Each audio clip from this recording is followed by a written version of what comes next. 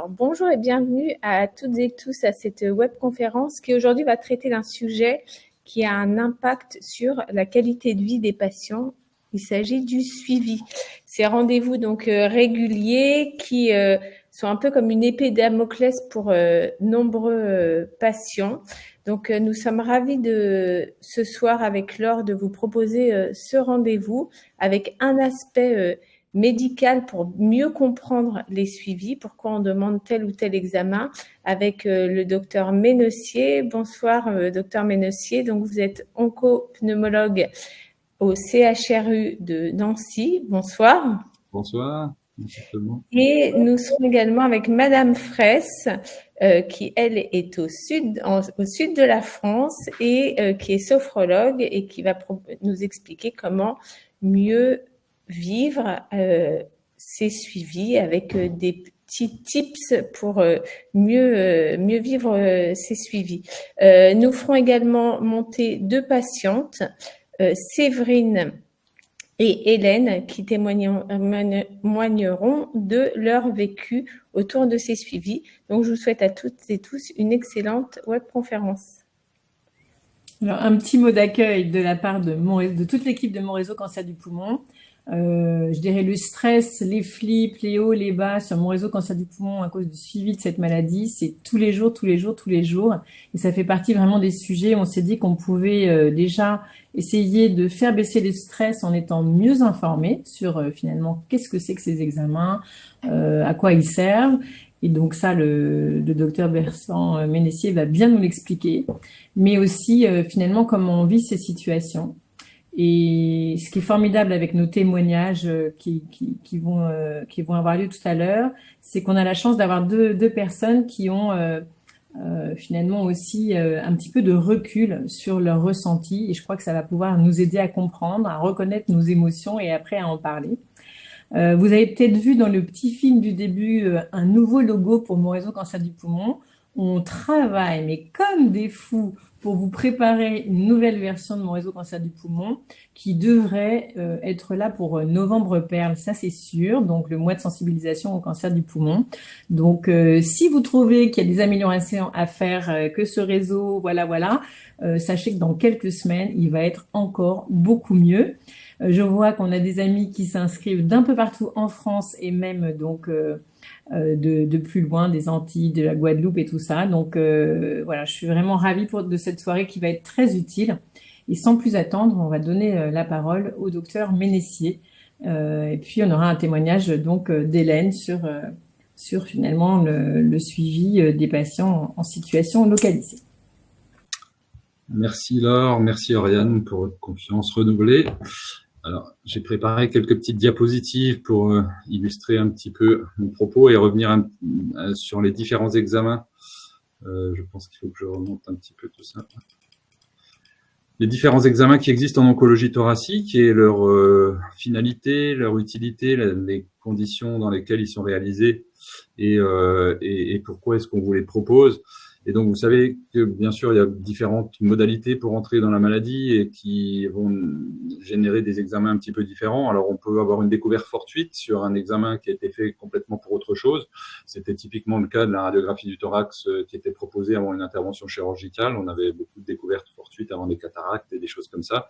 Les radios de thorax sont de moins en moins pratiquées maintenant par les anesthésistes avant les opérations. Et donc, cette découverte fortuite est de moins en moins fréquente. Ce qui va nous intéresser dans le futur, et on pourra en dire 2 mots en aparté, c'est le dépistage pour lequel les autorités de santé sont en train de réfléchir à la meilleure façon de le mettre en place parce que, à l'instar d'autres organes, eh bien, on peut intervenir le plus précocement après l'apparition du cancer du poumon si on effectue un dépistage correctement réalisé dans la population la plus exposée, la plus à risque, en faisant notamment des scanners faiblement irradiants. Mais malheureusement, à l'heure actuelle, eh bien, vous le savez, c'est la découverte à partir de symptômes qui est la plus fréquente pour rentrer dans la maladie et donc qui va guider un petit peu la réalisation des différents examens.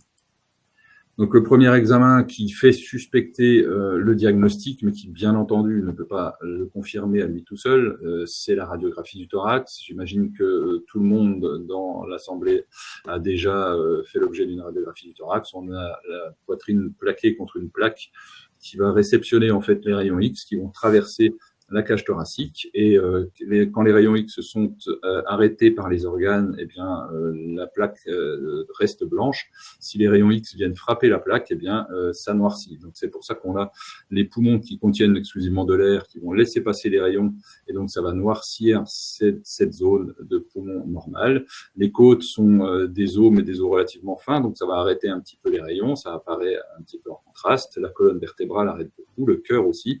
Et puis quand il y a quelque chose qui se rajoute dans le poumon, eh bien ça va là aussi intercepter ces rayons, les empêcher d'aller heurter la plaque et donc apparaître, vous voyez, comme cette lésion bien ronde qui est en bordure de cœur, qui est une lésion très suspecte, mais bien sûr qu'on ne peut pas se contenter de décrire comme ça en disant que c'est quelque chose de cancéreux. Et puis il y a des situations plus complexes où la radiographie du thorax peut être prise à défaut, et on a souvent des patients qui disent mais je comprends pas, j'ai fait une radio il y a 3 mois, on n'a rien vu, et puis maintenant on m'annonce que j'ai quelque chose. Mais en fait la radiographie du thorax c'est un rendu en 2 dimensions d'une structure qui est en 3 dimensions, hein, puisque tout se projette sur cette plaque, y compris le cœur, les gros vaisseaux, etc. Et donc si la tumeur est mal localisée, si elle est en projection d'un vaisseau ou derrière le cœur, eh bien, sur une simple radio du thorax, eh bien, on ne peut pas la voir. Donc, ce qui explique que cet examen, c'est vraiment un examen de débrouillage. De temps en temps, quand les lésions sont en plein dans le parenchyme pulmonaire, eh bien, finalement, ça suffit à voir la suspicion du diagnostic. Mais quand c'est très central, très médiastinal, eh bien, on peut aisément passer à côté. Pardon. L'examen quasiment de référence qui va confirmer ce qu'on peut suspecter sur la radiographie du thorax, et vous le savez aussi, c'est le scanner thoracique, qui est là aussi un examen basé sur les rayons X, mais qui va tourner et en quelque sorte découper des tranches au niveau du thorax. Et donc, on va avoir l'impression de regarder le thorax du patient sur la table en le regardant par les pieds. Et donc, ce que l'on voit à gauche, eh bien, c'est le poumon droit. Ce que l'on voit à notre droite, c'est le poumon gauche. Et pour sensibiliser cet examen, eh bien, on peut injecter un produit de contraste, ce qui est, c'est pour ça qu'on met une perfusion et qu'on injecte ce produit qui donne cette sensation de chaleur et de picotement. Eh bien, c'est de l'iode, en fait, qui va venir remplir les vaisseaux et donc mettre du contraste en apparaissant blanc au niveau des vaisseaux, ce qui veut dire que ce qui n'a pas été opacifié par l'injection, eh bien c'est une structure qui n'est pas vasculaire, et donc c'est ça qui nous intéresse, c'est au niveau du médiastin, cette structure grisâtre qui n'est pas rehaussée par l'injection d'iode et qui va constituer la cible que l'on va mesurer. L'autre façon de regarder le thorax, eh bien, c'est de gommer ce médiastin en acceptant qu'il apparaisse tout blanc pour faire ressortir le parenchyme du poumon. Et là, on voit effectivement une petite lésion nodulaire dans le parenchyme pulmonaire, mais on ne voit pas très bien ce qui se passe au niveau du médiastin parce qu'on a fait varier le contraste. Et donc, c'est pour ça que les scanners peuvent durer un peu longtemps, parce qu'on fait des coupes qu'on appelle médiastinales avec l'injection de produits de contraste et des coupes parenchymateuses. Alors, le produit de contraste, décidément, le produit de contraste, c'est un produit qui est potentiellement allergisant, donc c'est pour ça qu'on interroge toujours les gens sur le fait de savoir s'ils ont des antécédents d'allergie sur des scanners précédents.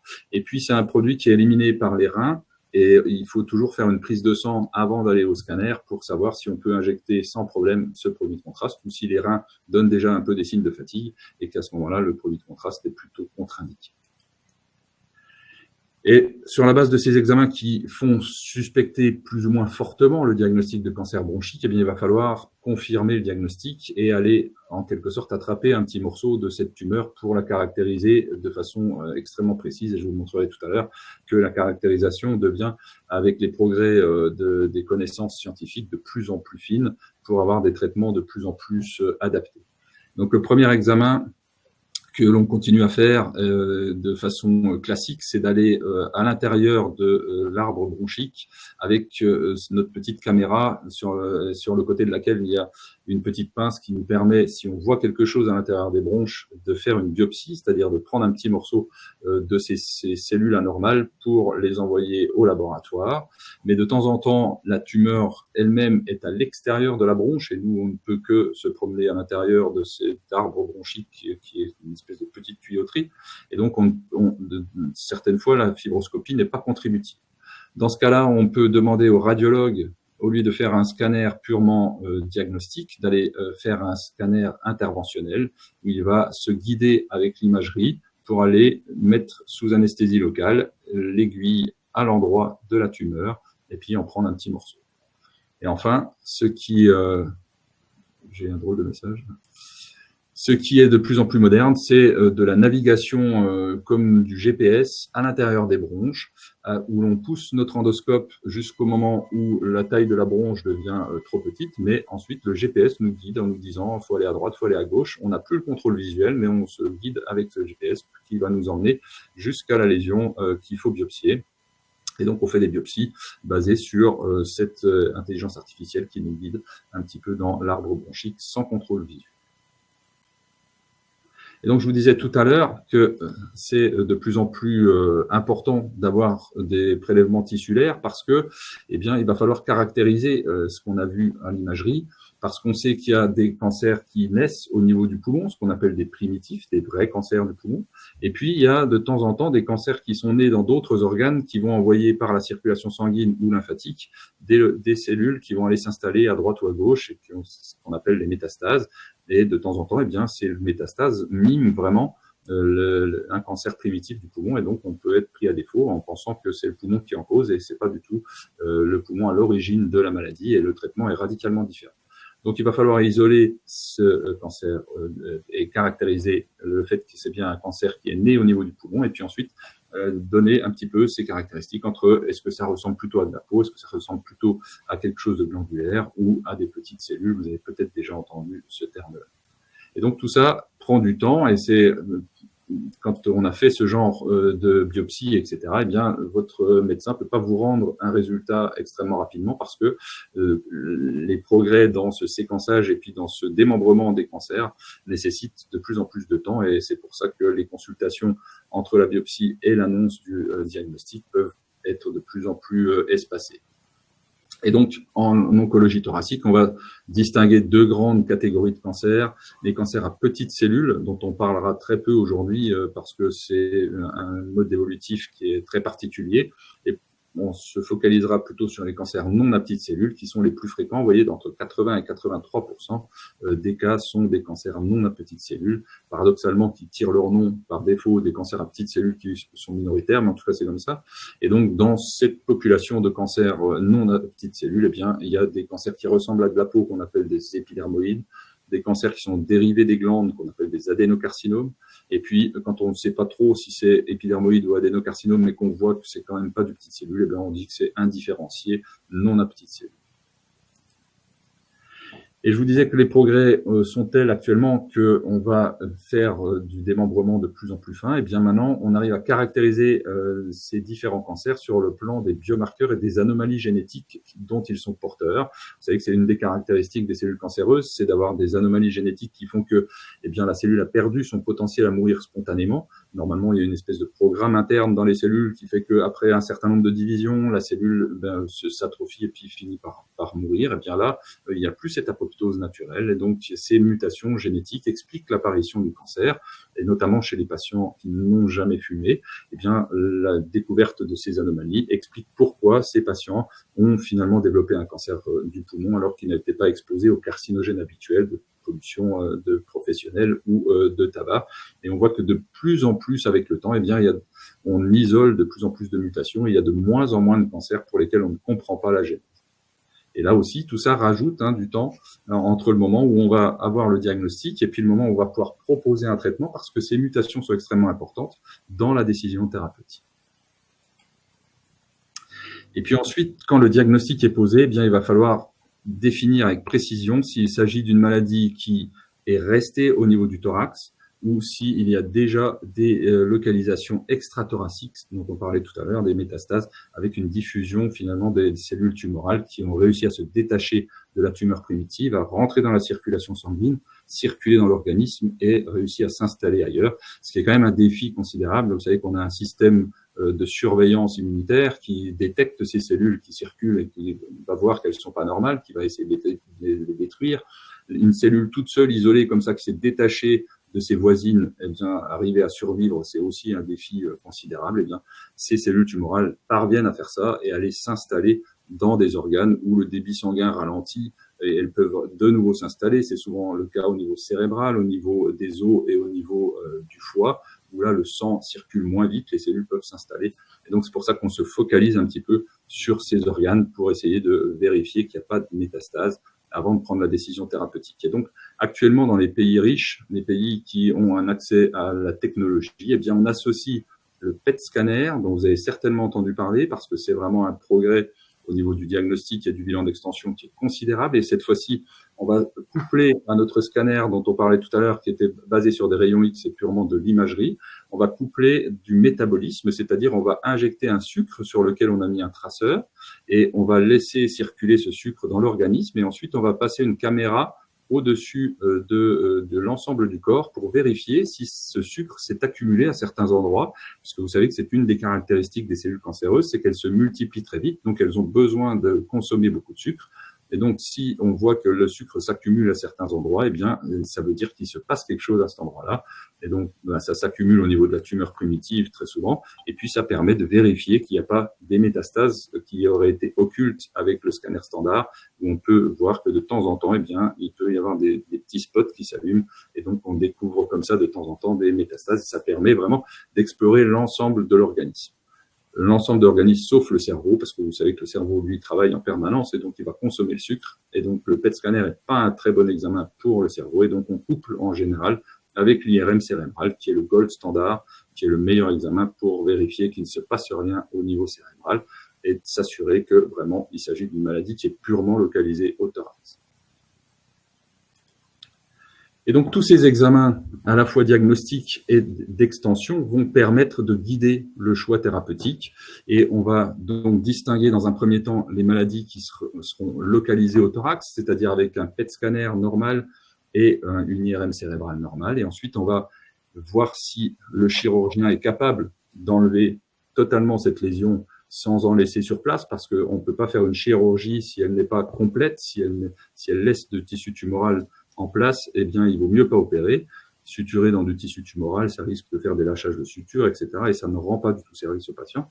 Donc, deux situations. Soit le chirurgien nous dit, c'est opérable, c'est extirpable. Et donc, ensuite, on va pousser les examens, décidément, je suis désolé, pardon, pour vérifier si le patient, lui, peut supporter une intervention chirurgicale, s'il peut supporter qu'on lui enlève une partie du poumon, s'il pourra encore respirer correctement, etc. Ou si, à l'inverse, il a des problèmes cardiaques trop importants pour supporter l'anesthésie, s'il est trop âgé, s'il a des comorbidités. Et si la tumeur n'est pas extirpable, eh bien, on va évaluer la faisabilité d'une radiothérapie pour essayer de traiter localement cette tumeur qui n'a pas encore disséminé. Donc, on peut se contenter d'un traitement purement local, ou de temps en temps, eh bien, on peut associer la chimio et les rayons. Et puis, si la lésion n'est pas irradiable, eh bien, on bascule dans un traitement qui est purement médical, comme pour les patients dont la maladie a déjà quitté la cage thoracique, puisque ça n'a pas de sens d'aller mettre le paquet en quelque sorte sur la cage thoracique si la maladie est déjà extrathoracique. À ce moment-là, il faut un traitement qui va diffuser partout et être efficace partout. Donc, ce qui explique un petit peu tous ces examens qu'on va proposer aux patients au fil de l'eau pour affiner un petit peu la prise en charge et puis définir si on peut opérer, pas opérer, irradier, pas irradier, etc. Et donc, quand le traitement a démarré, eh bien, on va avoir deux contextes différents pour passer à cette phase de surveillance, parce que on va pas surveiller de la même façon un patient qui a eu un traitement local qui est effectué dans un but curateur, où on va se mettre toutes les chances de notre côté pour essayer de débarrasser définitivement le patient de sa maladie. Quand le traitement a été potentiellement curateur, le but de cette surveillance, eh bien, c'est finalement de détecter au plus tôt une éventuelle rechute, quelle qu'elle soit thoracique ou extrathoracique, pour pouvoir intervenir de nouveau avec un traitement local et puis repartir pour une nouvelle phase de surveillance. Et donc, les modalités de ce suivi, c'est variable en fonction de la situation initiale, bien sûr.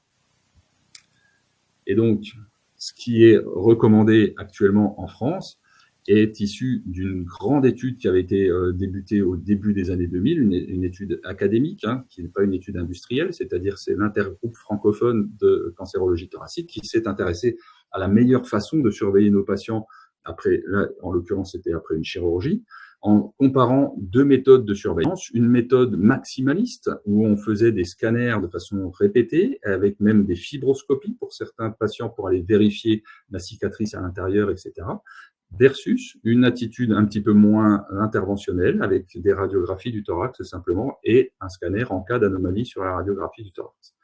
Et donc, on s'est rendu compte que la meilleure stratégie à partir de cette étude était probablement de surveiller tous les 3 mois la première année, puis tous les 6 mois la deuxième année, puis ensuite de façon annuelle, les patients qui avaient eu un traitement chirurgical.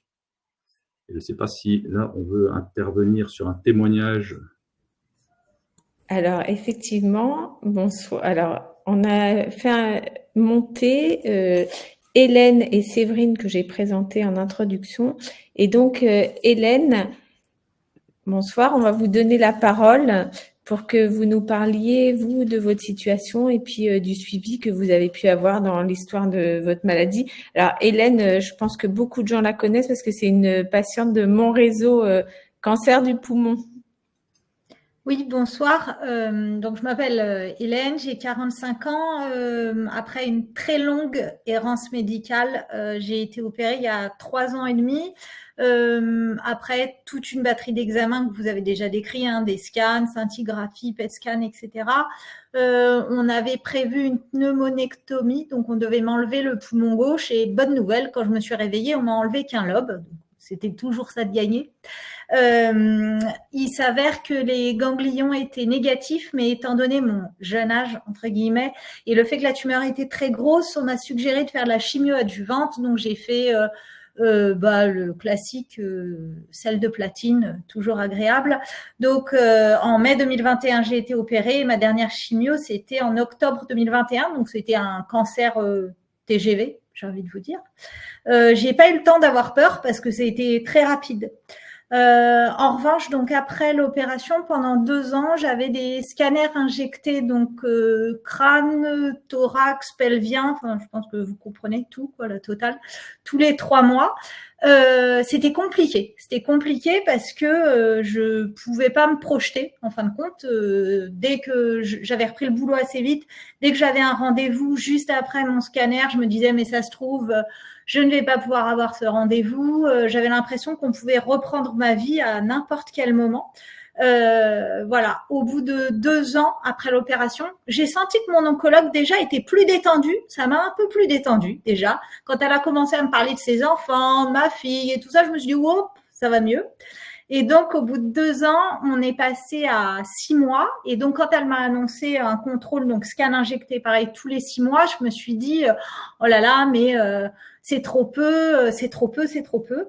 Et en fin de compte, ça a quand même changé ma vie, quoi. C'est-à-dire que j'ai eu l'impression d'être beaucoup moins angoissée, de faire moins de cauchemars, de pouvoir, de presque avoir oublié cette mésaventure. Et là, donc, je suis à 3 ans et demi et donc, on passe à un scanner non injecté et on arrête la surveillance du crâne et on passe à 7 mois. Donc, j'ai gagné 1 mois dans l'affaire. Ça a vraiment changé de passer à 6 mois. Là, mes contrôles sont dans 10 jours. Bon, évidemment, j'ai mal au poumon. Évidemment, dès que je tousse, le monde s'arrête. Bon, voilà. Comment je gère ça? Je gère pas, hein. Même 3 ans et demi, je gère pas trop.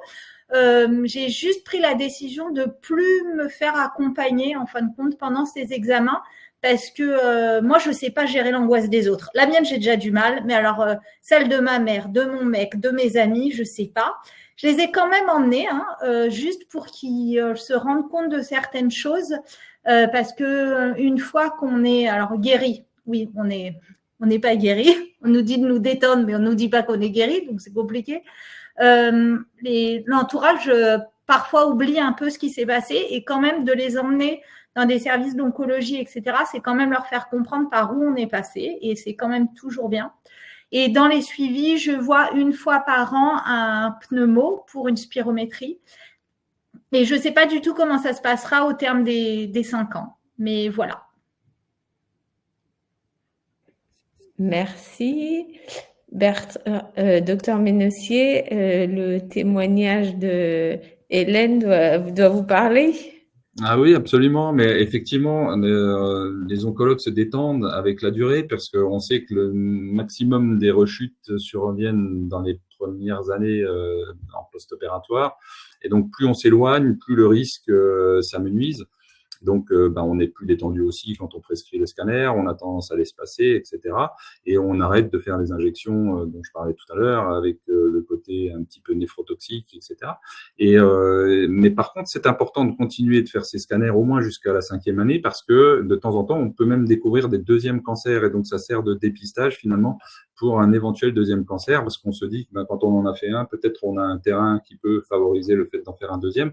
Et c'est pour ça que je peux pas répondre à la question de qu'est-ce qui se passera au bout des 5 ans, parce que ça va dépendre un petit peu de la conversation depuis de vos antécédents et de comment vous allez discuter avec votre oncologue, parce que moi, j'ai des patients après où je continue des scanners tous les 2 ans, des scanners faiblement irradiants pour pas exposer le patient à des doses de rayons qui seraient potentiellement dangereuses pour surtout des gens jeunes comme vous, qui ont encore des années de contrôle derrière eux. Et donc, c'est des choses qui se discutent au cas par cas en fonction du niveau de stress du patient, du niveau de stress de l'oncologue, et puis du but. Enfin, si vous êtes encore fumeuse, si vous avez beaucoup fumé, enfin, c'est tout un tas de caractéristiques qu'on prend en compte dans les décisions. C'est pour ça que ce que je vous montre, c'est des grandes données sur des cohortes très importantes, mais ça reste un contact singulier avec notre patient, et donc on s'adapte en fonction des caractéristiques de nos patients et du profil mutationnel, des comorbidités, etc. S'évertuer à chercher un deuxième cancer chez quelqu'un qui a 95 ans et qui ne quitte plus son lit et dont on sait qu'on n'arrivera pas à proposer un traitement, ça n'a pas de sens. À l'inverse, chez quelqu'un de jeune qui est dynamique et dont on sait qu'en plus on lui a enlevé qu'un lobe et qu'il y a encore beaucoup de parenchyme pulmonaire, là ça vaut le coup d'aller traquer la petite récidive où on pourrait de nouveau intervenir, vous voyez. Merci beaucoup pour ces échanges et partage de témoignages. Alors du coup, je voudrais remonter une question, je trouve, qui est un peu transverse à toute cette première partie de notre rencontre et de nos échanges autour du scanner. Parce qu'en fait, on en a parlé un tout petit peu, le dépistage du cancer du poumon à travers... donc c'est en train de se travailler, de se mettre en place. Et donc là, l'examen qui sera proposé, c'est un scanner dit low dose, faible dose. Et du coup, est-ce que c'est le même examen que le scanner diagnostique, le scanner de suivi, ou est-ce que vous pouvez repositionner les différents types de scanners dans ces étapes-là? Alors effectivement, il y a beaucoup de scanners différents qui existent. Le scanner low dose est donc faiblement irradiant et doit s'accompagner d'un logiciel de traitement d'image qui va aider le radiologue à faire ressortir, grâce à l'intelligence artificielle, grâce à des algorithmes et des logiciels, à faire ressortir les nodules. Après, le radiologue doit aller cliquer sur chaque nodule et dire celui-là, non, c'est bénin, ou celui-là, il faut le surveiller, etc. Mais en tout cas, ça n'a pas une définition aussi précise qu'un certain nombre de scanners qu'on fait, par exemple, pour des pneumopathies interstitielles ou pour des expositions à l'amiante ou des choses comme ça, où il faut aller regarder très précisément le parenchyme. On fait des coupes millimétriques. Le scanner low-dose, c'est un examen qui est assez grossier, mais qui fait nettement mieux que la radiographie du thorax. J'ai vu passer dans les questionnaires pourquoi est-ce qu'on a arrêté de faire des radios avec les anesthésistes, etc. Parce que vraiment, c'est un examen qui n'est pas assez rentable, pas sur le plan pécunier, hein, mais sur le plan de l'apport diagnostique. Et pour quelques lésions qu'on découvrait comme ça, de temps en temps, ça ne changeait pas vraiment la vie du patient parce que c'était déjà des lésions assez évolutives et simplement on les diagnostiquait plus tôt, mais on n'arrivait pas à rendre service au patient. Puis de temps en temps, c'était même faussement rassurant parce qu'on disait bon, la radio est normale et en fait, ça avait été soit mal vu, soit c'était en projection des structures vasculaires, etc. C'est pour ça qu'on a arrêté parce que ça n'avait pas vraiment d'intérêt pour les patients. Donc, si on veut faire quelque chose d'intéressant et de rentable pour les patients, il faut faire des scanners low dose. Et il faut les faire correctement avec des gens qui surveillent correctement parce qu'on ne va pas se mettre à opérer sur ces scanners qu'on fait à 1000 personnes qui passent dans la rue. On va trouver 96% d'images nodulaires qui seront bénignes. Et donc, il ne faut surtout pas aller se mettre à opérer tout le monde, à avoir des douleurs post-opératoires, à avoir des complications post-opératoires pour des lésions qui n'auraient jamais embêté les gens. Et donc, c'est pour ça que d'abord, il faut commencer à les surveiller, à voir si ça grossit ou pas sur des scanners successifs.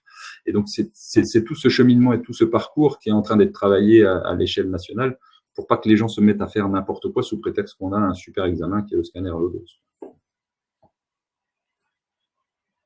Formidable. Du coup, voilà, on vous propose de poursuivre l'exposé pour parler maintenant des situations de maladies plus avancées ou métastatiques, puisque malheureusement, c'est beaucoup de patients qui sont d'emblée d'ailleurs diagnostiqués dans cette situation, ou pour certains qui rechutent.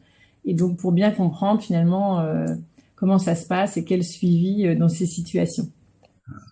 Alors, après, quand on est dans une situation un petit peu plus avancée, mais toujours locale, et qu'on a été traité par une association de radiochimiothérapie ou une radiothérapie seule, eh bien, on va être un tout petit peu plus interventionniste. Et il est possible que là, on propose de faire des PET scanners dans le cadre de la surveillance, parce que la radiothérapie va changer un petit peu l'aspect du poumon, ça va faire des lésions qui sont cicatricielles. Il est très difficile sur un scanner standard de se dire « Oula, ça c'est purement cicatriciel, je fais que surveiller », ou à l'inverse, ça me semble être vraiment en train d'évoluer et il y a peut-être encore des cellules cancéreuses dedans, etc. Donc le PET scanner peut aider à faire la différence pour voir s'il y a encore du métabolisme dedans. Encore que même après des rayons, il peut y avoir du métabolisme qui est purement inflammatoire, mais ça peut nous aider. Et puis, on peut reproposer dans ce cas de figure une fibroscopie pour aller faire des examens localement à l'intérieur pour voir s'il y a encore des cellules viables ou si toutes les cellules ont été complètement stérilisées par la radiothérapie. Donc, ça change un petit peu la donne. Et puis, bien sûr, plus on est dans des stades qui sont avancés, même si ça reste localement avancé, plus le risque de rechute est important. Donc, c'est pour ça qu'on surveille d'un petit peu plus près et un petit peu plus de façon agressive. Vous voyez qu'il y a un scanner à 9 mois qu'on n'a pas avec les stades les plus précoces. Lorsque l'on est d'emblée dans une forme disséminée au moment du diagnostic et de la mise en route du traitement, eh bien la surveillance, elle est un petit peu particulière parce qu'elle va plutôt veiller à diagnostiquer au plus près le moment où le traitement qu'on a proposé ne sera plus suffisamment efficace pour qu'on le poursuive. Le but du traitement, c'est qu'il contrôle la maladie correctement et puis qu'il permette, si on y arrive en tout cas, de faire régresser les symptômes et puis la taille de la lésion. Mais on sait qu'il y a malheureusement un grand nombre de situations où le traitement est efficace pendant un certain temps et puis la tumeur trouve des moyens d'échapper à ce blocage qu'on lui propose et puis donc à contourner le traitement pour se remettre à reprogresser. Et donc la surveillance est plutôt pour essayer de détecter ce moment-là, pour changer le traitement et puis proposer quelque chose de plus efficace, quelque chose qui marche d'une situation différente. Et ça, si il y a d'emblée une anomalie moléculaire, comme je vous ai montré tout à l'heure, c'est-à-dire cette anomalie génétique pour laquelle il existe un grand nombre de médicaments qu'on peut prendre par voie orale, eh bien, il est possible que là, on vous propose de refaire des biopsies, alors soit des biopsies liquides, soit des biopsies tissulaires, pour aller rechercher ce mécanisme d'échappement, parce qu'on a d'autres médicaments qui sont adaptés en fonction des mécanismes qu'on identifie. Et donc là, on repart pour une nouvelle histoire avec effectivement une modification des caractéristiques de la tumeur initiale qui vont relancer tout un schéma thérapeutique différent. Et donc là, vous voyez que comme on est sur une surveillance plutôt d'efficacité et d'échappement thérapeutique, eh bien, on va être beaucoup plus agressif sur le plan iconographique. On va aller regarder la totalité des organes avec ce fameux scan cérébral et thoraco-abdominopelvien dont nous a parlé Madame juste avant. Et on va regarder l'ensemble des organes avec injection de produits de contraste pour aller dépister au plus tôt l'apparition d'une nouvelle lésion ou l'augmentation de taille d'une lésion qui était antérieurement connue. Tous ces phénomènes, tous ces événements qui signeraient une efficacité insuffisante du traitement et le besoin donc de switcher et de passer à un autre traitement. Je ne sais pas si on va parler d'un autre témoignage à ce stade. On peut peut-être effectivement passer la parole à Séverine, qui voilà, vient de l'autre côté de la France, qu'on connaît bien aussi sur Mon Réseau Cancer du Poumon, qui a accepté de nous apporter son éclairage de son vécu avec tous ces suivis. Donc bonsoir Séverine. Bonsoir à tous. Donc Séverine, ou plus connue, on va dire sur le réseau sous le pseudo Arthos.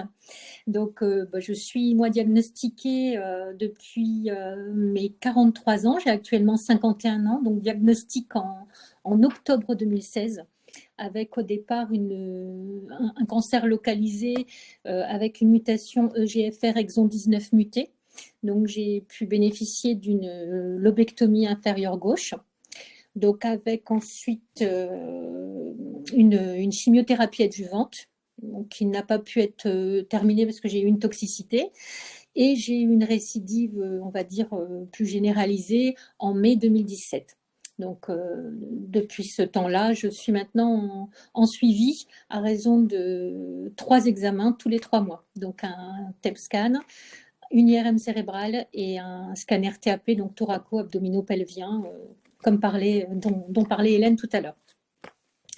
Donc, bon, pour ma part, voilà, il y a eu plusieurs traitements, plusieurs lignes, et je suis suivie à l'Institut Cœur-Poumon de Lille.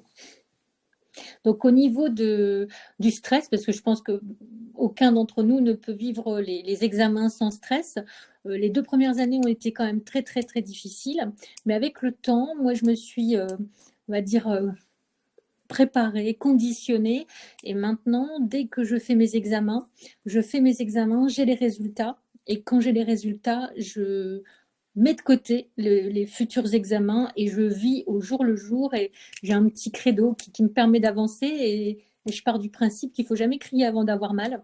Donc, quels que soient les résultats, de toute façon, ça ne changera rien. Donc, moi, dès que j'ai mes résultats qui sont à peu près bons, je programme des choses, je vais profiter soit auprès des chevaux comme c'est ma passion, soit je voyage si je peux avec mes enfants. Enfin, moi, l'idée, c'est de me faire des petites programmations à court et moyen terme, mais en tout cas dans l'ordre des 3 mois, et ça me permet vraiment, vraiment d'avancer.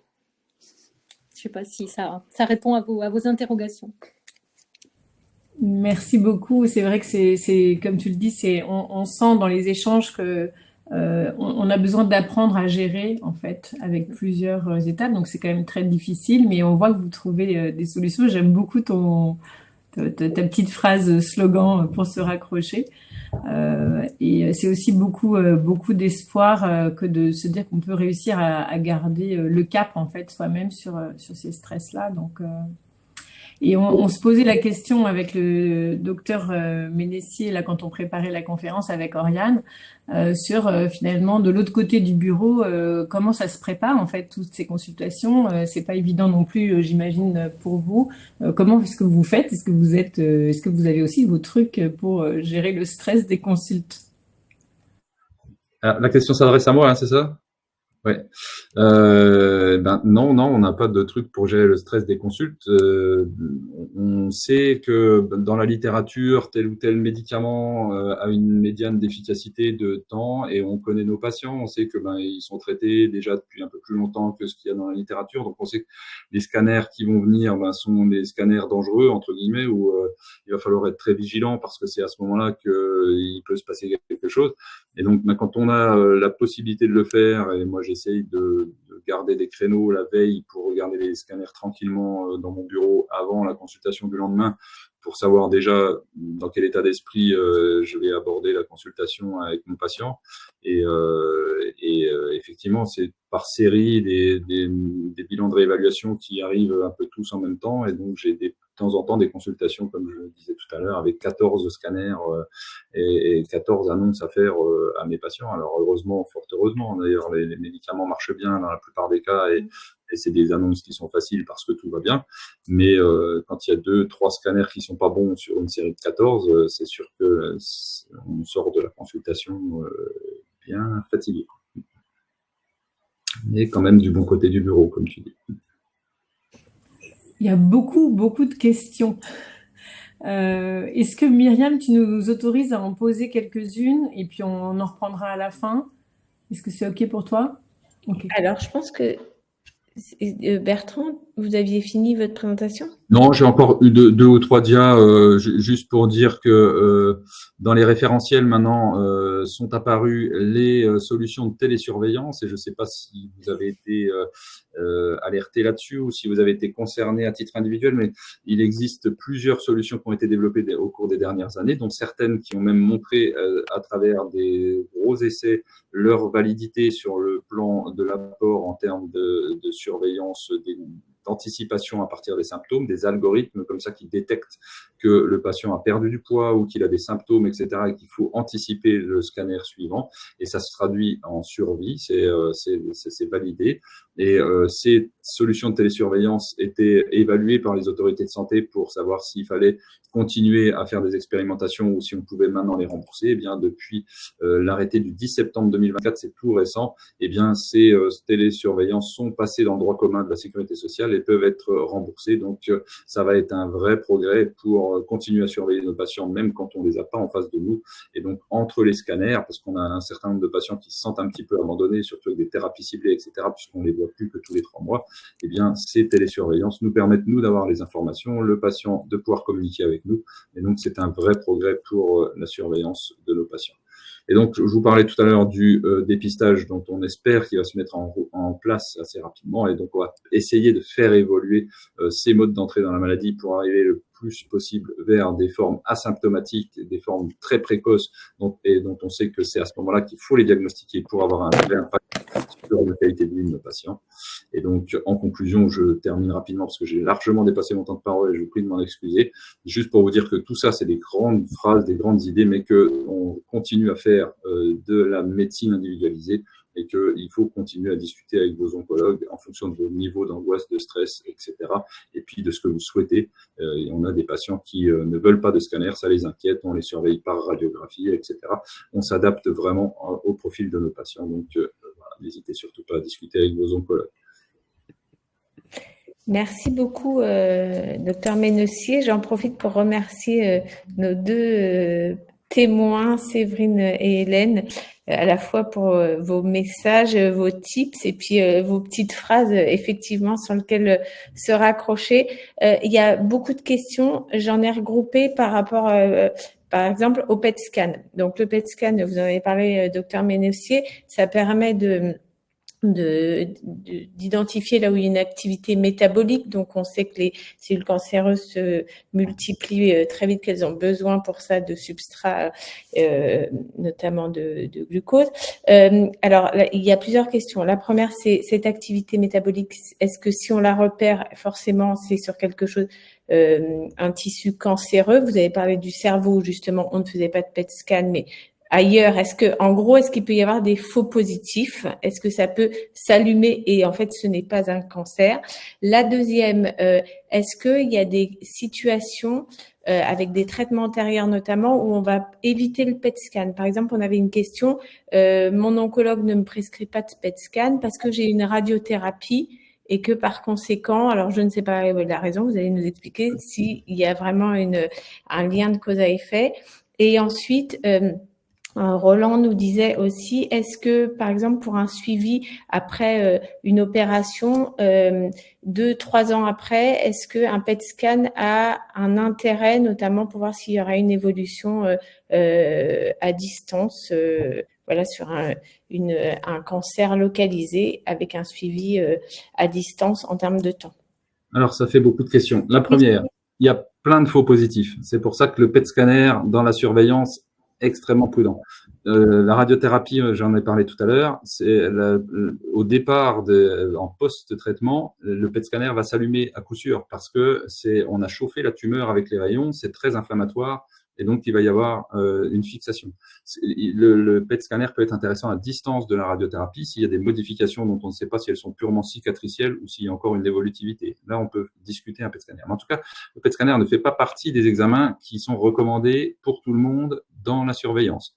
Et donc, on peut le faire de temps en temps quand on a un doute, quand on voit qu'il y a une image qui s'est modifiée sur le foie, etc. On peut faire un PET scanner. Mais en tout cas, pour répondre à votre question là au bout de 3 ans, non, on fait le PET scanner si sur les scanners standards, d'un seul coup, on a un doute sur un remodelage osseux, sur quelque chose. Là, on peut faire le PET scanner qui va nous aider à avancer et puis à faire la part des choses. Mais sinon, non. Et la troisième, je l'ai oublié. Oui, si, et dans les faux positifs, il y a, et on en a vu beaucoup avec l'immunothérapie, parce que l'immunothérapie va provoquer une réaction au niveau des ganglions, parce que c'est la maison des lymphocytes, et c'est là qu'ils vont travailler contre la tumeur, et donc ça va s'allumer au PET scanner, parce qu'il y a une grosse activité des ganglions, mais c'est une activité qui est plutôt saine. Et puis, on en a vu aussi plein après les campagnes de vaccination, et avec notamment au niveau axillaire, quand les patients étaient vaccinés dans le bras, et bien le ganglion axillaire fixé, parce que c'est là aussi la réaction immunitaire qui se produit. Et donc, au départ, on s'est un peu inquiété en disant « Ouh, la situation est en train d'évoluer » et puis pas du tout. J'ai une question. Pardon. Ouais. Non, je disais, c'est un outil complémentaire qui nous aide, mais pas en dépistage pour tout le monde. Alors, il y avait une question de Nathalie autour des situations des patients ALK. Elle dit, en fait, avec un scanner low dose fiablement irradiant, parfois on peut passer, enfin, entre guillemets, les résultats peuvent sortir comme normaux, là, qu'il se passe quelque chose. Quelle spécificité, du coup, pour ces cancers, notamment ces cancers des non-fumeurs, qui donc ont des mutations caractéristiques, mais qui ont peut-être, j'allais dire, une difficulté particulière au niveau diagnostic, au niveau caractérisation? Alors, le scanner low dose, c'est pour du dépistage, soit sur quelqu'un qui n'a pas de cancer connu, soit pour quelqu'un qui a un cancer qui est considéré comme réglé depuis plus de 5 ans, etc. Mais pour les patients ALK, c'est rare qu'on puisse arrêter le traitement. Malheureusement, ils ont très souvent des traitements qui sont d'extra. Ça marche très très bien ces traitements, mais il faut les prendre en continu, quoi. Et donc le scanner low dose, à mon sens, a pas vraiment une place très centrale dans cette surveillance. C'est plutôt des scanners standards et des IRM cérébrales parce qu'on sait que les patients ALK ont une propension à aller sur ce site-là. Mais les nouvelles générations d'anti-ALK sont des protecteurs cérébraux extraordinaires. Donc, mais le scanner low dose, quand on a une anomalie moléculaire et qu'on a un traitement, je ne pense pas que ça soit adapté. Merci beaucoup. Bien, on va pouvoir passer la parole à Myriam maintenant, qui va nous aider avec son regard de sophrologue à nous apporter voilà, quelques clés pour gérer le stress des suivis. Alors, merci Laure, merci Oriane et merci Dr Mencier, puisque moi j'ai appris encore beaucoup de choses. Je m'appelle donc Myriam Fraîche, je suis sophrologue et hypnothérapeute sur la région d'Aix-en-Provence. Je fais ce métier depuis peut-être une quinzaine d'années maintenant. Et obligatoirement, on a vu, j'ai vu défiler dans mon cabinet des personnes qui pouvaient en effet souffrir de pathologies chroniques. Moi, je vais rester sur la pathologie chronique parce que je trouve que c'est intéressant justement. Moi, je suis pas médecin, hein, c'est vraiment ça, c'est vraiment quelque chose qui est important. Je n'ai pas de patients, j'ai des clients.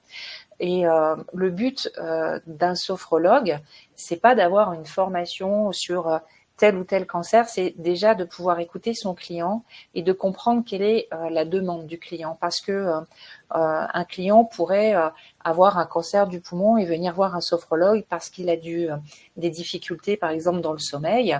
Il pourrait avoir des difficultés à gérer sa journée par des problématiques d'anxiété. Ça pourrait être des problèmes de communication avec le reste de la famille. Ça pourrait être de la colère. Donc, en fait, on se rend compte que nous, on gère pas la pathologie. On est là pour accompagner notre client dans sa demande. On va démarrer par une petite précision parce que quand j'ai démarré il y a qu'une quinzaine d'années, quand on parlait de sophrologie, on me disait, même des médecins me disaient, mais vous êtes là pour la souffrance. Non, ça n'a pas vraiment grand-chose à voir. Beaucoup de gens parlent de la sophro parce que maintenant c'est quelque chose qui est quand même devenu commun. Vous en avez peut-être fait dans vos parcours patients. Mais souvent, on a une globalité, c'est-à-dire qu'on associe la sophrologie à la relaxation. Et là, c'est pas du tout, c'est une erreur qui est très gênante parce que c'est pas du tout ça. La relaxation dans la sophrologie, c'est un outil qu'un sophrologue va utiliser de manière différente, mais en aucun cas on parle, notre métier pourrait être de la relaxation. Un sophrologue est un thérapeute qui doit donc amener son client vers du mieux-être et qui va utiliser 3 grands outils.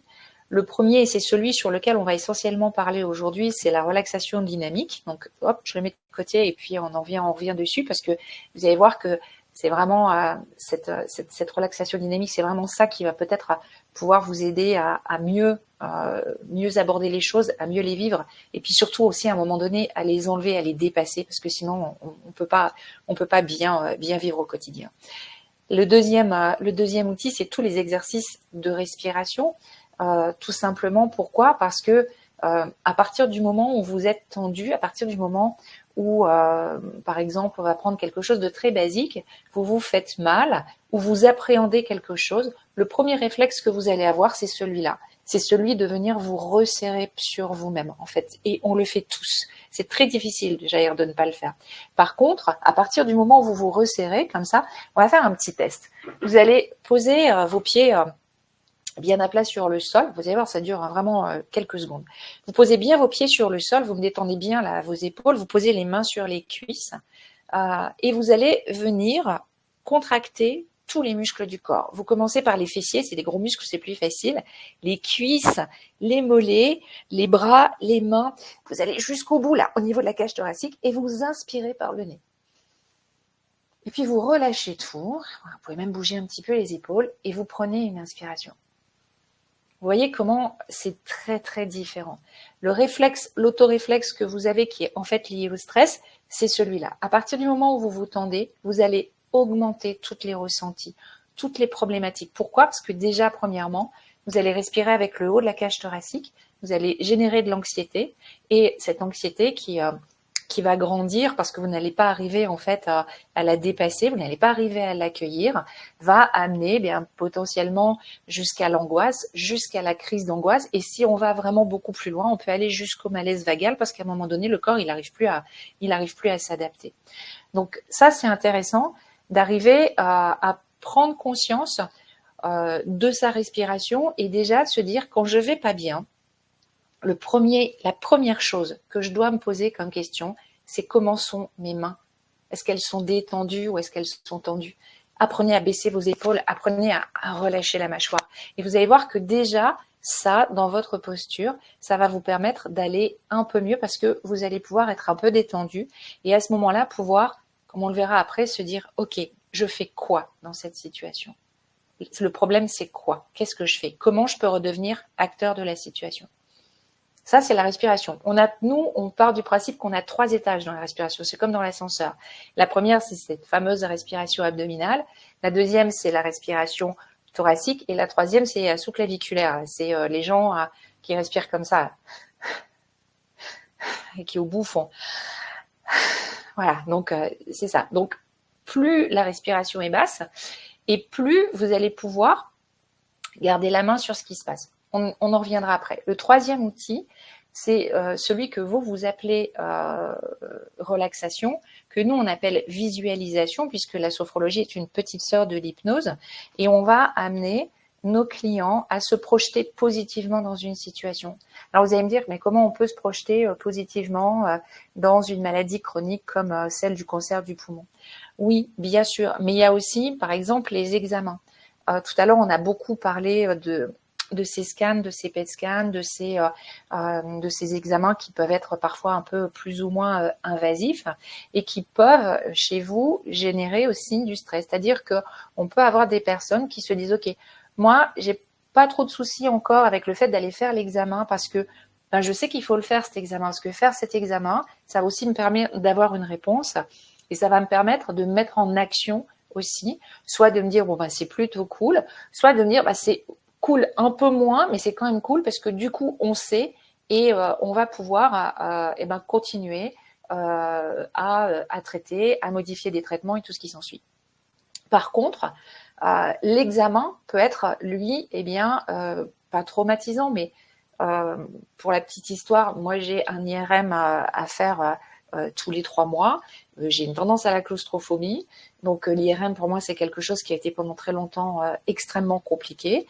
J'ai mis en place des petits exercices qui me permettent de pouvoir être plus détendue au moment de l'IRM et plus je suis détendue, plus mon bocal à émotions en fait il est vide, ce qui fait que je peux absorber les émotions, que ce soit le personnel ou même la mienne, et du coup je vais pouvoir faire mon IRM de façon j'y vais jamais la fleur au fusil, hein, mais de façon détendue, parfois même en m'asseyant et en me disant écoute cocotte, tu en es à ton 47e, tu les as tous faits, donc tu vas aussi réussir celui-là. Donc ça permet quand on travaille en sophro, de pouvoir aussi se projeter positivement, aller rechercher les examens qu'on a déjà fait. Comment l'examen va se dérouler? C'est quoi exactement? Je vais arriver, il va se passer ça, je suis à tel endroit, c'est à tel lieu. Je vais peut-être aussi pouvoir communiquer avec le personnel le personnel soignant qui va s'occuper de moi. Je vais pouvoir aussi peut-être lui dire que cet examen il est compliqué, que ça j'aime pas ou que ça je préfère. Et ça c'est redevenir acteur de la situation. À partir du moment où vous êtes acteur de la situation, vous allez avoir tendance à moins subir. Ça peut être dire si ça va pas bien, je lève le bras. Vous pourrez ralentir à ce moment-là. C'est communiquer. Parler, ça va permettre d'eux. Et puis, il y a une grande théorie en sophro qui dit que le cerveau fait très peu la différence entre ce qui est profondément imaginé et ce qui est vécu, que ce soit dans le positif ou dans le négatif. Et projeter les personnes de façon positive dans des situations va, au fur et à mesure, leur permettre de voir les choses de façon plus positive. Donc ça, c'est les 3 outils qu'on va avoir. Nous, on va revenir sur quelque chose que j'apprécie particulièrement, qui est la relaxation dynamique. La relaxation et dynamique, ça veut dire qu'on va faire des choses en mouvement. Ce sont des petits exercices qui durent entre 3 et 6 minutes et qui vont permettre 3 choses. La première, c'est prendre conscience des points de tension de votre corps. Comme je vous l'ai dit tout à l'heure, si vous êtes comme ça toute la journée, si vous me faites le Playmobil, là, le Lego ou le bonhomme sans tête, vous comprenez bien que vous êtes tout serré dans votre carcan et que toutes les choses désagréables vont être plus difficiles. Donc, la relaxation dynamique, elle doit vous aider à prendre conscience des points de tension de manière à toujours avoir un coup d'avance. Le coup d'avance, c'est quoi? C'est, ça fait plusieurs jours que je commence à être un petit peu oppressée. Alors, je sais que cette date, elle arrive, mais je suis un peu oppressée. Mais oui, ça fait aussi plusieurs jours que je suis comme ça toute la journée, quoi. Donc, Myriam m'avait dit quoi? Je vais faire le pompage des épaules, je vais le faire plus régulièrement pour déjà dégager, abaisser mes épaules pour pouvoir avoir un corps qui soit moins tendu et peut-être aborder les choses différemment. La deuxième chose, c'est que ça va vous permettre aussi, cette relaxation dynamique, de pouvoir sentir arriver les choses. C'est ce que je vous disais, c'est un peu comme si vous pouviez refaire une bibliothèque un petit peu des ressentis, parce que souvent aujourd'hui, quand vous n'allez pas bien, en fait, vous pensez que c'est là à l'instant T, alors que ça vient déjà depuis plusieurs minutes, parfois depuis plusieurs heures, parfois depuis plusieurs jours. Et il y a un moment où le vase il est complètement plein et là vous n'arrivez plus à faire. C'est trop. C'est un peu comme si, d'ailleurs, dans l'accueil de la douleur, on dit bien que on prend un antidouleur, non pas quand on ne peut plus supporter la douleur, mais dès qu'on commence à sentir la douleur, justement, pour que ce soit efficace. En sophro, ça va être exactement la même chose, de pouvoir arriver à sentir les choses arriver avant pour pouvoir se mettre en route avant et pour pouvoir avoir plus de facilité. Et la troisième chose, celle que je préfère, c'est vous apprendre aussi à ne plus garder pour vous. Et tout à l'heure, j'avais noté quand Hélène a témoigné et nous a dit moi maintenant c'est terminé, j'emmène plus personne parce que c'est bon, il me saoule et compagnie. Mais c'est tout à fait vrai. C'est-à-dire que on peut soit faire seul parce que on a la capacité de faire seul, ou alors on peut aussi encore une fois être acteur de cette situation. C'est-à-dire que moi j'aime beaucoup parce que je sais comment ça se passe. C'est-à-dire qu'on va dire que vous avez votre examen le 1er septembre et puis déjà le 28, maman appelle en disant « Bon alors ma chérie ou mon amour, bon ça va? T'es pas trop stressée pour ton examen hein? Tu sais, on pense à toi. Hein » Voilà, c'est vraiment le truc énorme qu'on n'a pas envie d'entendre. Et en plus, cette situation, ce que vous allez faire, c'est que vous allez la garder. On va imaginer que maman qui vient de vous dire ça, génère une émotion chez vous et on va matérialiser cette émotion comme un pack d'eau. Un pack d'eau, 6 bouteilles, 1,5 litre, 1,5 kg, 9 kg. Pouf! Cette émotion, vous l'avez et vous allez non seulement me la garder toute la journée, mais vous allez en plus l'amplifier gentiment toute la journée. Vous raccrochez le téléphone, il y a monsieur qui est là, ou une amie, ou une autre personne qui vous dit « Alors, c'était ta mère ?»« Oui, tu te rends pas compte, elle se rend pas compte, elle est toujours en train de me dire, comme si ça allait m'aider. » Pouf ! Vous allez regonfler encore une fois votre émotion, comme si vous preniez encore une bouteille, 1,5 litre, 1,5 kg, on est à 10,5 kg. Et puis, ça va être comme ça toute la journée. Monsieur ou madame, vice-versa, arrive le soir et va vous dire, bon, ça a été ta journée. Ouais, m'en parle pas, tu te rends pas compte. Et en fait, vous continuez. Vous faites grandir cette émotion en vous jusqu'au moment où vous allez exploser, soit dans de la colère un peu idiote, si on peut dire ça comme ça, soit par les pleurs, soit vous allez encore avaler cette émotion et essayer de la tasser, mais elle reste là et elle va continuer un petit peu de grouiller, de grandir et de vous gêner. L'idée, c'est justement de pouvoir vous apprendre à dégager. Je pense que Laure le mettra tout à l'heure. Vous avez sur la chaîne, il y a une chaîne YouTube qui s'appelle Toya & Co, où vous avez plein de petits exercices. C'est des petits exercices que moi j'ai filmés. Il y a eu pas mal de web aussi avec des thématiques comme celle que je viens de vous dire, mais qui est développée un petit peu plus importante et qui peut vous aider à trouver. Puis il y a plein de petits exercices comme l'exercice des éventails, l'exercice du pompage des épaules. Ces exercices, ça va vous permettre de dégager cette émotion, d'arrêter de la garder. Tout ça pourquoi? Parce que si je dégage cette émotion, et ben en fait, ça va me permettre de reprendre la main et de pouvoir à ce moment-là dire, ok, c'est quoi mon choix? Je fais quoi?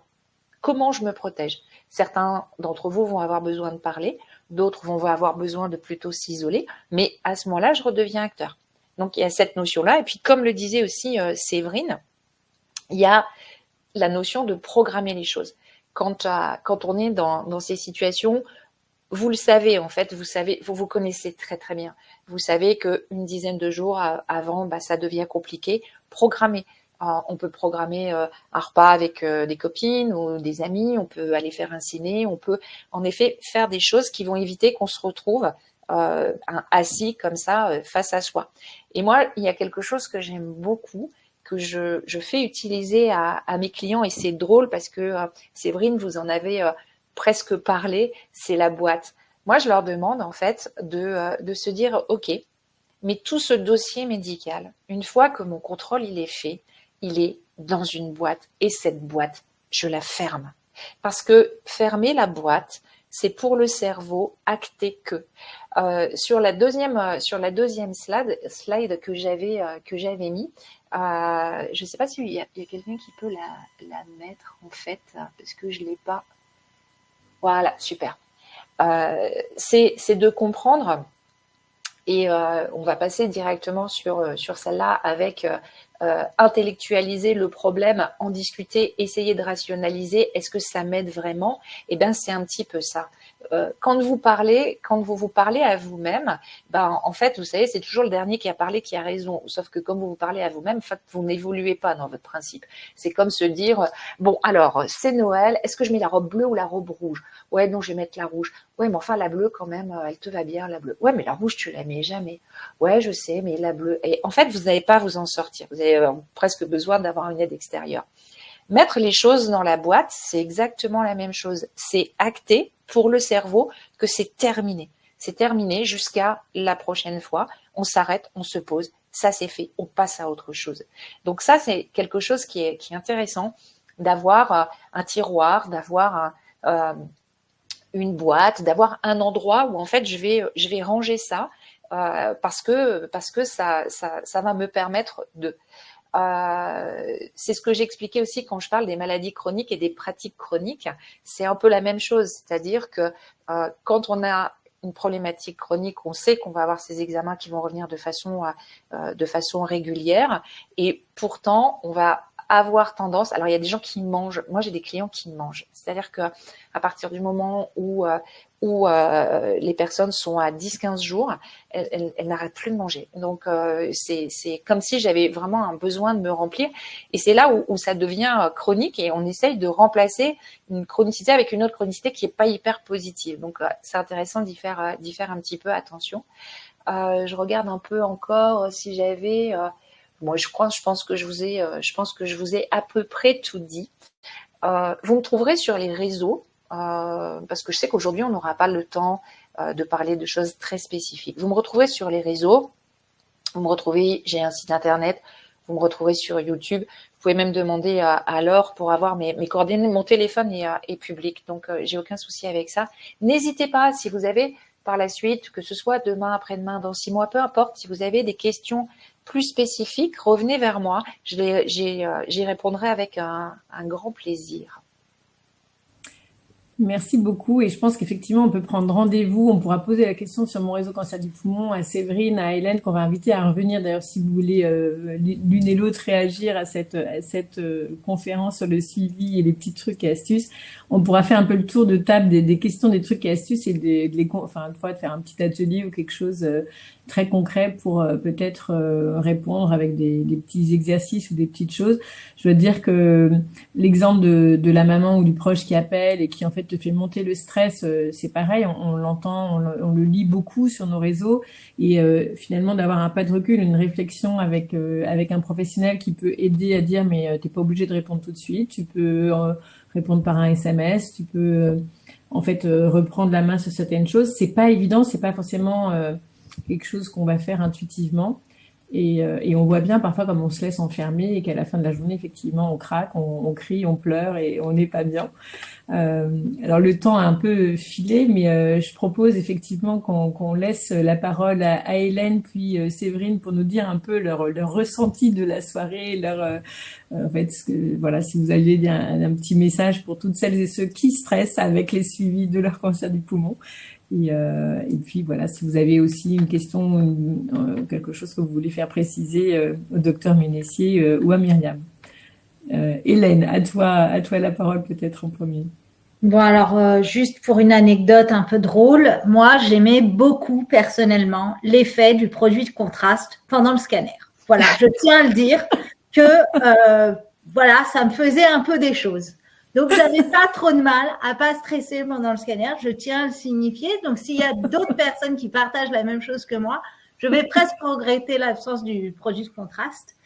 Et sinon, plus sérieusement, ce que je vois, c'est que sur le chat et sur les questions, il y a tellement de questions. Il y a tellement de questions sur les protocoles en fait de contrôle pendant, après, etc., que ça mériterait, je pense, une autre conf. Voilà. C'est sûr. De recreuser plus précisément ou de pouvoir répondre à chacun. C'est vrai que sur une conférence comme ça, on peut pas répondre à des questions personnelles. On n'est pas sur le dossier de chaque personne. Et donc, c'est vrai qu'on est obligé de rester un peu généraliste, mais on sent bien qu'il y a énormément besoin de réponses. Merci beaucoup. Séverine ?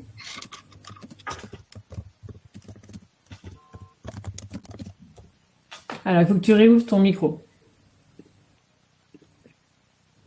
Hop, voilà. Bah, écoutez, moi, ce qui m'épate, c'est qu'en fait, le ressenti est à peu près pareil pour Hélène comme pour moi, notamment par rapport aux proches et par rapport à ce que disait Madame Fraisse. C'est vrai que les proches, moi, je refuse de prendre leur stress en plus du mien. Ça, c'est catégorique et ils le savent maintenant. Donc ça, et je pense qu'il faut vraiment mettre des barrières. Je crois que si on peut s'aider au maximum, il y a un moment, il y a un temps pour chaque chose.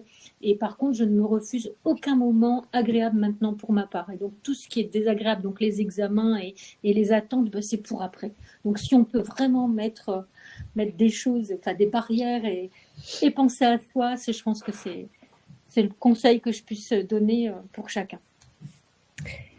Merci beaucoup. Laure, si tu as 30 secondes, je voudrais juste, parce que quelque chose que je vous ai pas dit, on a de plus en plus de mutuelles aujourd'hui qui, dans les forfaits bien-être, ostéopathie et autres, prennent des parts sur les séances de sophrologie. Donc, n'hésitez pas, ne parlez jamais hypnose parce que l'hypnose, c'est vraiment encore complètement à part, mais n'hésitez pas à appeler vos mutuelles pour savoir, parce que sont un peu coquins, hein, donc si vous avez un vieux papier, c'est pas noté. Parfois, ah oui, bah ça y est, ah mais je ne le savais pas, bah non parce qu'on communique pas dessus. Donc vous avez des mutuelles qui prennent comme ça en charge.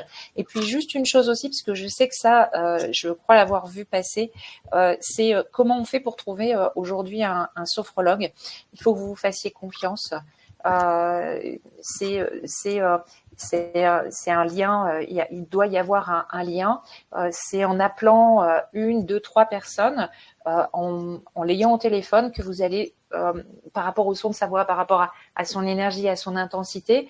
Bon, moi, j'ai l'empathie d'une huître, hein, mais je suis née comme ça, je le sais, donc je suis toujours extrêmement dynamique.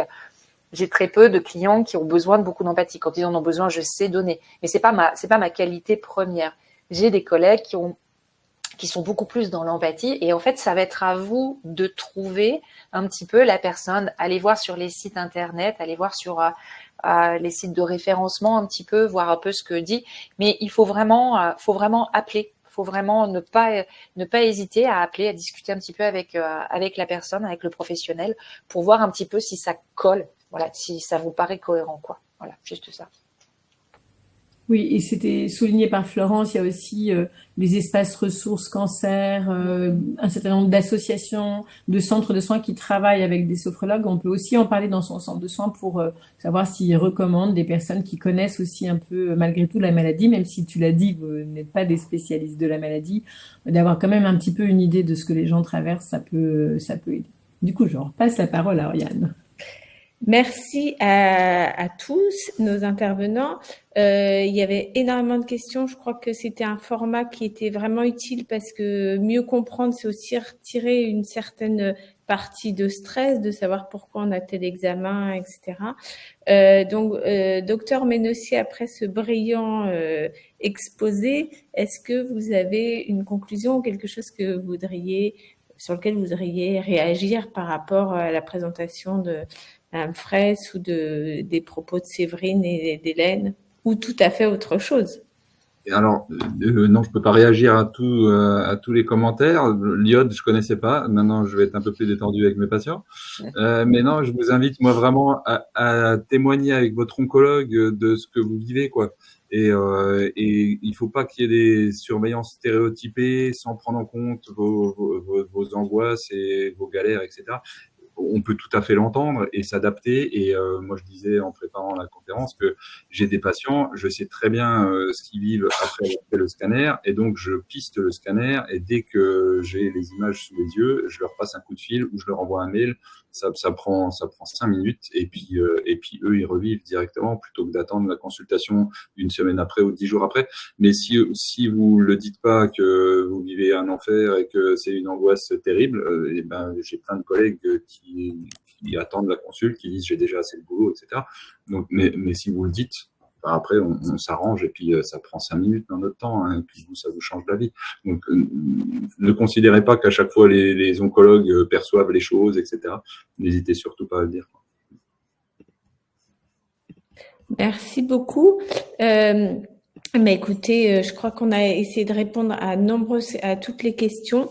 Merci à tout le monde. On va vous envoyer un questionnaire de satisfaction. Si vous pouvez le remplir, ça nous permet toujours d'avoir des sujets aussi que vous voulez voir traités. C'est une bonne source d'infos pour nous.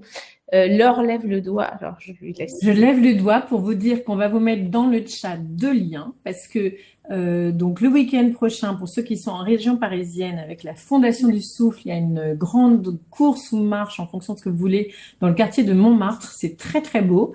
Donc n'hésitez pas, vous pouvez vous inscrire. Et sachez qu'il y a une petite équipe de Mon Réseau Cancer du Poumon, donc on va y aller avec nos t-shirts, nos casquettes, nos machins pour marcher. Moi j'ai très peur, 1200 marches, donc j'en ai mal d'avance. Mais on va essayer. Donc, en tout cas, on sera ravis de vous retrouver.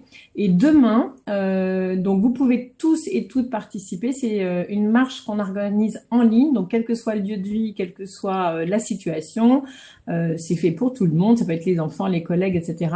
On fait une marche avec Kipling, que vous connaissez bien. On fait souvent des challenges, donc de sensibilisation au cancer féminin. Donc, d'abord, c'est pour faire des petites équipes, marcher, s'amuser, mais aussi voilà, sensibiliser à tous les cancers féminins, le sein, mais aussi tous les cancers gynéco. Et en fait, on est très nombreux à savoir peu de choses sur les signes d'alerte, quand il y a des dépistages ou pas, etc.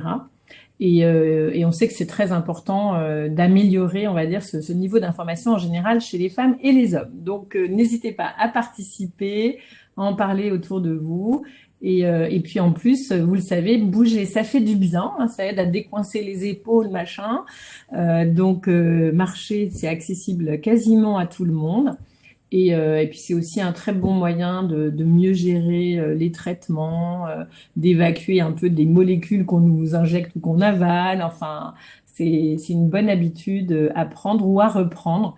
Et c'est toujours plus sympa à plusieurs. Et puis donc, je vois on va se retrouver avec un certain nombre d'entre vous à Montmartre. Donc, bonne soirée. Il y a évidemment un replay à retrouver dans quelques jours.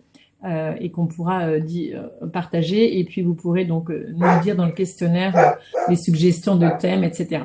Je vois que les chiens ont faim et veulent aller se promener.